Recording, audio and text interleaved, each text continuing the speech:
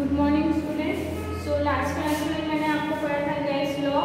Gas law में हमने सीख लिया था बॉयल्स लॉ, और आज हम देखेंगे Charles law, that basic laws and Avogadro law.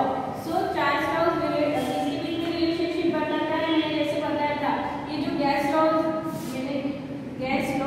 जो है ये किसके बीच में रिलेशन बता सकता है, टेम्परेचर, वॉल्यूम, प्रेशर और नंबर ऑफ मोल्स। तो हमने बॉयल्स लॉ जो हमने देखा था, बॉयल्स लॉ किसके बीच में रिलेशन दिखाया था आपका, पीवी के बीच में, यानी प्रेशर एंड वॉल्यूम के बीच में रिलेशनशिप दिखाया था। तो वहां पर आपका टेम्परेचर कैसा था, कांस्टेंट, ठीक है। Temperature and number of moles कैसे थे आपके, कांस्टेंट है, ठीक है। सो सेकंड लॉ पढ़ते हैं, दैट चार्ल्स लॉ। तो चार्ल्स लॉ कौन से रिलेशनशिप्स को दिखाता है, ये दिखाता है टेम्परेचर एंड प्रेशर के बीच की रिलेशनशिप को दिखाता है। तो देखते हैं, at constant pressure and for fixed moles, यानी आपका क्या क्या यहाँ पर कांस्टेंट है, प्रेशर एंड आपके एन, यानी नंबर ऑफ मोल्स आपके क्या है, इट इज अ कांस्टेंट, ठीक है। So what is it, at constant pressure and for fixed moles of gas volume is directly proportional to temperature. What he said कि जब हम गैस का pressure and number of moles constant रखते हैं तो जो टेम्परेचर है वो डायरेक्टली प्रोपोर्शनल टू वॉल्यूम। चलो देखते हैं, डायग्राम के साथ समझते हैं।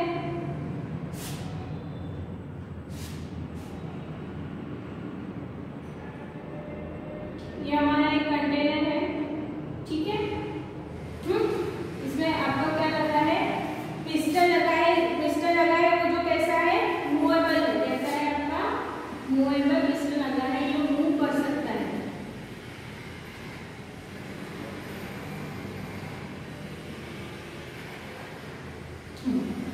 तो इसमें मैंने गैस ली है, ठीक है, गैस मैंने इसमें फिल की है, और इसमें मेरा प्रेशर कांस्टेंट है, तो यहाँ पर आएगा 1 एटमॉस्फेरिक प्रेशर, और यहाँ पर भी कितना है आपका 1 एटमॉस्फेरिक प्रेशर। वाई, क्योंकि प्रेशर कैसे है आपका, कांस्टेंट है, और हमको क्या कांस्टेंट लेना है, नंबर ऑफ मोल्स हमको कांस्टेंट लेना है, ठीक है। सो यहाँ पर कितने हैं, 2 लीटर हमने लिए हैं, ठीक है। इसका वॉल्यूम कितना है, 2 लीटर है, इसका वॉल्यूम कितना है आपका 2 लीटर है, और टेम्परेचर कितना है अभी यहाँ पर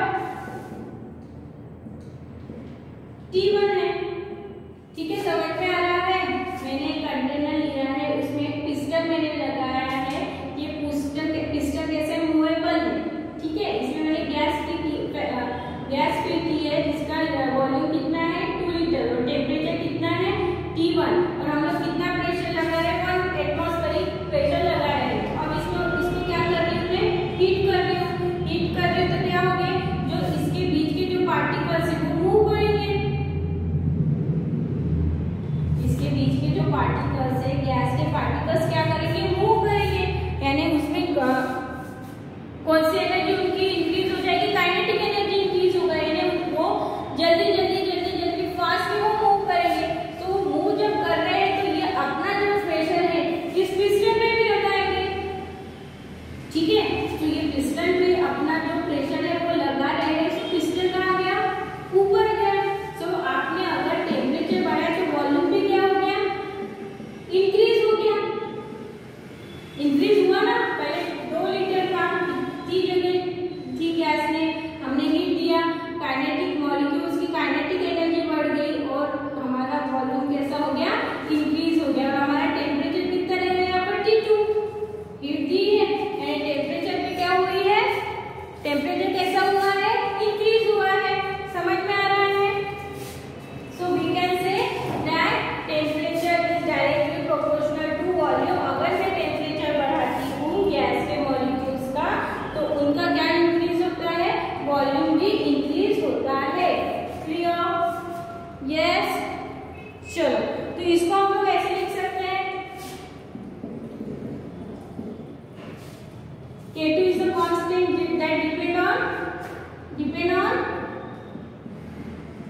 depend on pressure and number of moles of gas, ऐसा लिख सकते हैं।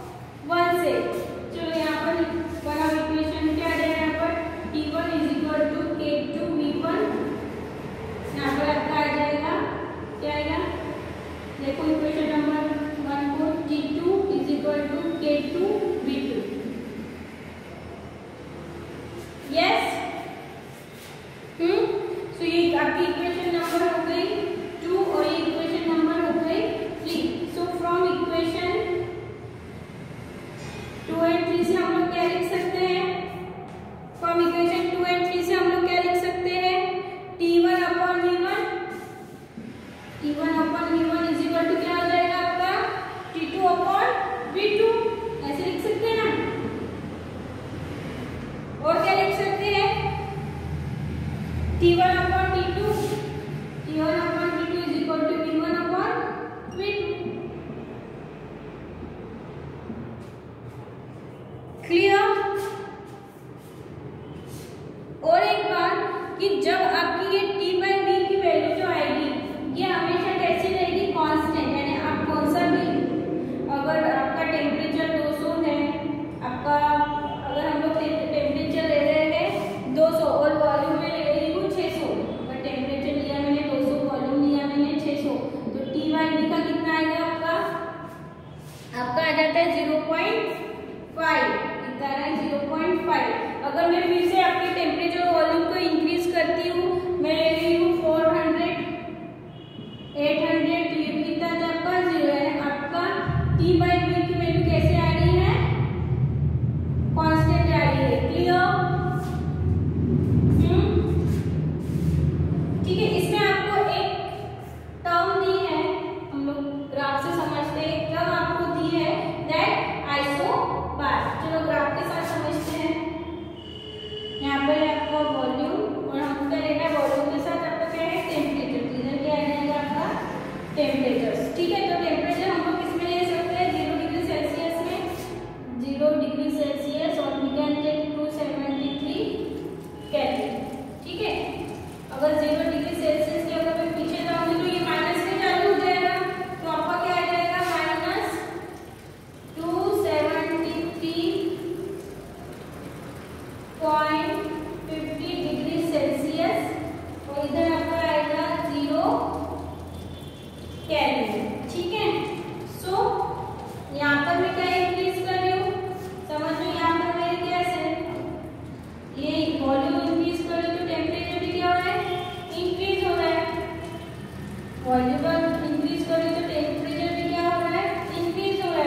बट एक ऐसा पॉइंट आता है जहाँ पर ये कितने टेम्परेचर में होती है? -273.50 डिग्री सेल्सियस। तो जो आपका ये पॉइंट कहलाता है, कौन सा पॉइंट कहलाता है आपका? Isobar. The straight line of the volume versus temperature graph at constant pressure is called isobar. एक कांस्टेंट प्रेशर पर टेम्परेचर और वॉल्यूम के बीच की जो स्ट्रेट लाइन रहेगी, व्हाट आई सेड, एक कांस्टेंट टेम्परेचर एंड प्रेशर के बीच जब हम लोग ग्राफ प्लॉट करते हैं तो हमको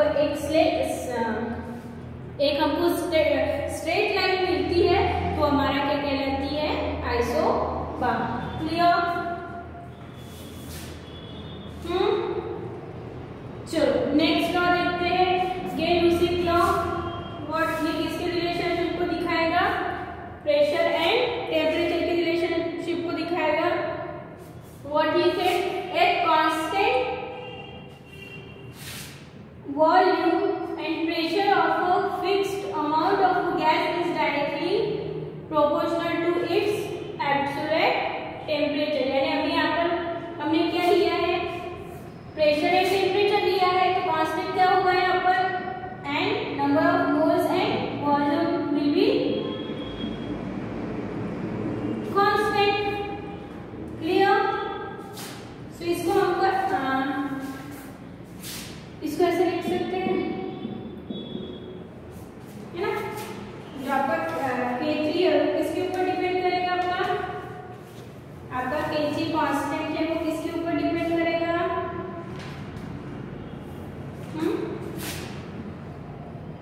number of moles and volume पर। तो इसको हम लोग ऐसे भी लिख सकते हैं, P/T is equal to constant. Constant हमारा कौन सा है? K3। ठीक है, चलो ग्राफिकल रिप्रेजेंटेशन देखते हैं।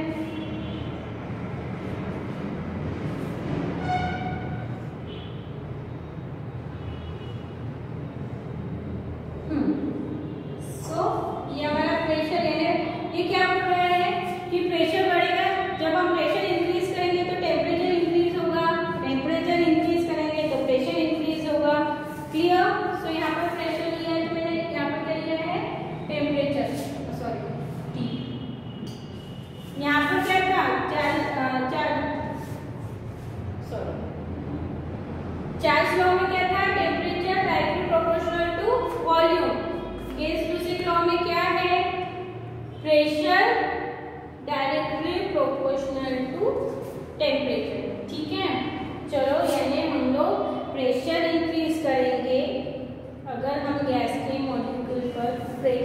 ज़्यादा देंगे सो टेम्परेचर भी क्या होगा, इंक्रीज होगा। ठीक है, यहाँ पर देखो मैंने लिया है प्रेशर, यहाँ पर लिया है मैंने टेम्परेचर। सो प्रेशर इंक्रीज हो रहा है, सो साथ में क्या इंक्रीज हो रहा है आपका, टेम्परेचर भी इंक्रीज हो रहा है। सो एक टाइम में तो आपका प्रेशर 0 रहेगा ना, यहाँ पर आएगा 0। Clear? When a graph is plotted between pressure in ATM and temperature in kelvin, a straight line is obtained, it known as the isopore. With the help of this law one can understand relation between pressure and temperature in day to day life. Clear? ये तो simple है, इसका कोई derivation नहीं है। चलो next, Avogadro law. ये किसके बीच में रिलेशन दिखा रहा है आपको, volume and number of moles. Equal volume of all gases at the same temperature and pressure contain equal number of molecules. What he said, equal volume of all gases, हमारे all gases का volume हम लोग कैसे लेंगे, equal लेंगे। So equal volume of all gases at the same temperature and pressure, यानी हम लोग टेम्परेचर एंड प्रेशर कैसे लेंगे, सेम लेंगे। So contain equal number of molecules, यानी जितना हमारा वॉल्यूम होगा उतने नंबर ऑफ मॉलिक्यूल्स प्रेजेंट रहेंगे, यानी volume directly proportional to number of moles of gas. Clear? So यहाँ पे हम लोग ऐसे लिख सकते हैं, V is equal to K4 and V divided by,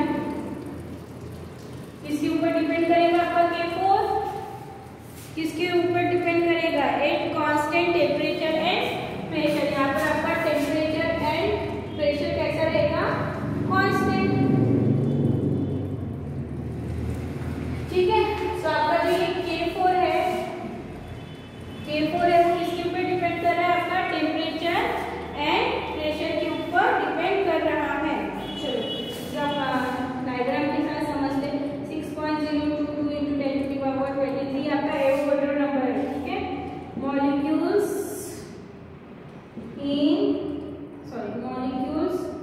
of Cl2 then O2 then neon and then CH4। ठीक है, यानी क्या आएगा, 6.022 × 10⁻23 मॉलिक्यूल्स ऑफ O2 then 6.022। आपको पता है कि गैसेस किससे, एटम से मिलकर बनी होती, तो एटम्स ऑफ नियॉन। सेकेंड है आपका molecules of CH4, 6022 × 10⁻23 molecules of CH4।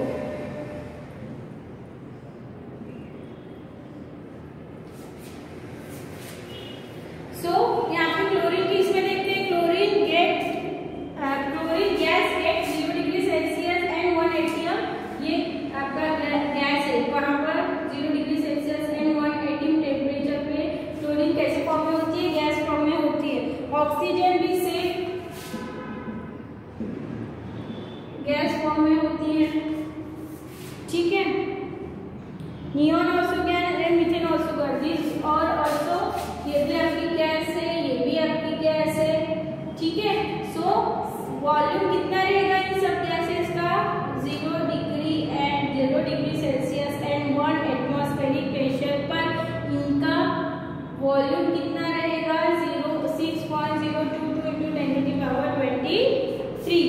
क्योंकि मैंने कहा है ना, अगर इक्वल वॉल्यूम ले रही हूँ, कैसे ले रही हूँ, equal volume of gases at the same temperature में, गैसेस का वॉल्यूम कैसा ले रही हूँ, इक्वल ले रही हूँ, इक्वल यानी सेम ले रही हूँ। तो क्या हो रहा है, equal volume of all gases of the same temperature, यानी हमारा व्हाट वी से कि टेम्परेचर एंड प्रेशर क्या है, हमारा कांस्टेंट है। सो उसमें क्या हो गया, इक्वल नंबर ऑफ मोल्स, यानी equal volume is equal to equal number of moles of gas. Clear? At the volume of a gas, it's directly proportional to number of moles. 1 mole of any gas is standard temperature pressure occupies 22.414 litre mole inverse volume. This volume is known as a molar volume. ठीक है. Okay, so now this is the end of this